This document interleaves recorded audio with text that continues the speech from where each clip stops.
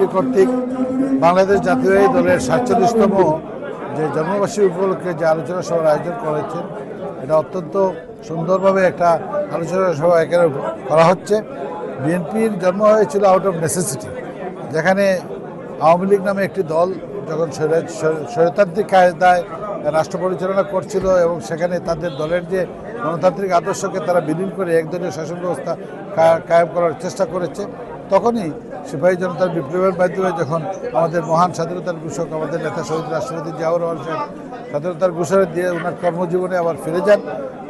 তারপরে সেই ক্রান্তিকালে যখন জাতির পাশে দাঁড়িয়েছিলেন, আবারও 7ই নভেম্বর তখন জাতি ভাবলো যে এই দেশের হাল যদি ধরতে হয়, দেশকে যদি আবার গণতান্ত্রিক প্রক্রিয়া নিয়ে যেতে হয়, দেশে যদি সুষ্ঠু অবাধ রাজনীতি তৈরি করতে হয় এবং সুষ্ঠু অবাধ নির্বাচনের পরিস্থিতি তৈরি করতে হয়, তখন একটি ভালো রাজনৈতিক দলের দরকার।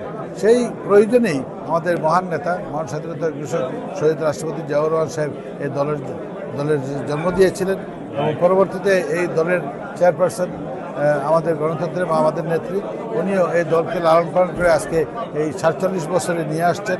তো আমি দুইজনেরই প্রথম কথা হলো যে নেতা এই দলটা প্রতিষ্ঠিত করেছেন, ওনার রুহের মাগফিরাত কামনা করি।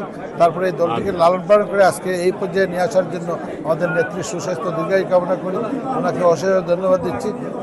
এই গত 16-17 বছর জাতির এই ক্রান্তিকালে ওনাদের সুযোগ্য সন্তান জনাব তারেক রহমান সাহেব যেভাবে দেশ এবং দেশের মানুষ এবং দলের নেতাকর্মীদের পাশে দাঁড়িয়েছেন ও হাল ধরেছেন আউট অফ নেসেসিটি, ওনারও সুস্বাস্থ্য দীর্ঘায়ু কামনা করি। ইনশাআল্লাহ আগামীতে আমাদের সবারই অঙ্গীকার হোক বাংলাদেশকে একটি গণতান্ত্রিক রাষ্ট্র হিসেবে আমরা দেখতে চাই এবং এই গণতান্ত্রিক রাষ্ট্রে হতে হলে সেখানে সুষ্ঠু অবাধ নির্বাচনের প্রয়োজন। জনগণের হাতে ক্ষমতায় যেতে হবে ফিরে। ধন্যবাদ সকলকে।